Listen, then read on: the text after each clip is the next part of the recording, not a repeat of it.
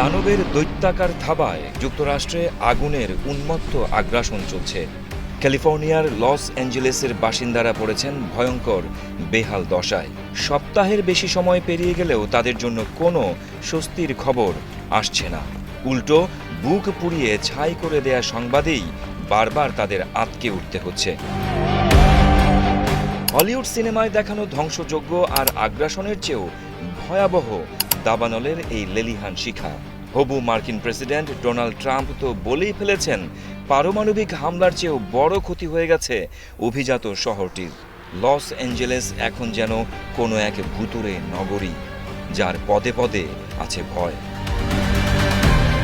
কোথাও কোথাও আগুনের রেশ কিছুটা কমে আসলেও স্থানীয় বাসিন্দাদের কমপক্ষে আরও এক সপ্তাহ তাদের বাড়ি থেকে দূরে থাকতে বলা হয়েছে।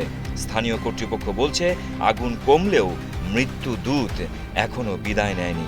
লস অ্যাঞ্জেলেসের বাতাস আর পানিতে ছড়িয়ে পড়েছে বিষ, যার সংস্পর্শে এলে অনেকের জন্যই মৃত্যু অনিবার্য হয়ে উঠতে পারে। কারণ ওইসব এলাকার গ্যাস লাইন, বিদ্যুৎ ক্ষেত্র, কারখানা সহ নানা জায়গা থেকে ছড়িয়ে পড়েছে বিষাক্ত পদার্থ। শঙ্কার শেষ মোটেও সেখানে নয়। আরও দুঃসংবাদ কড়া নাড়ছে লস অ্যাঞ্জেলেসের বাসিন্দাদের দুয়ারে।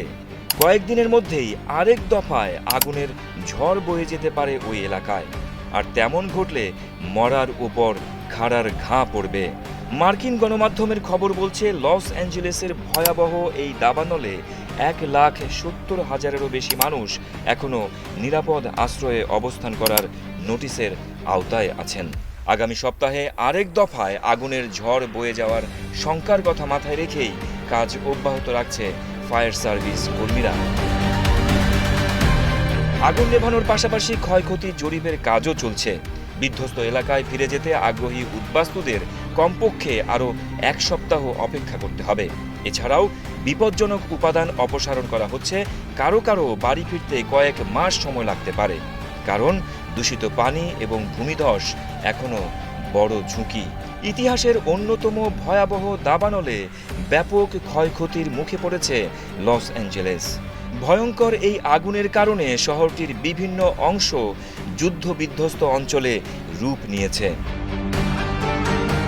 প্রাথমিক ধারণা বলছে, লস অ্যাঞ্জেলেসে দাবানলে ক্ষয়ক্ষতির পরিমাণ $5,000 কোটি ছাড়িয়ে যেতে পারে।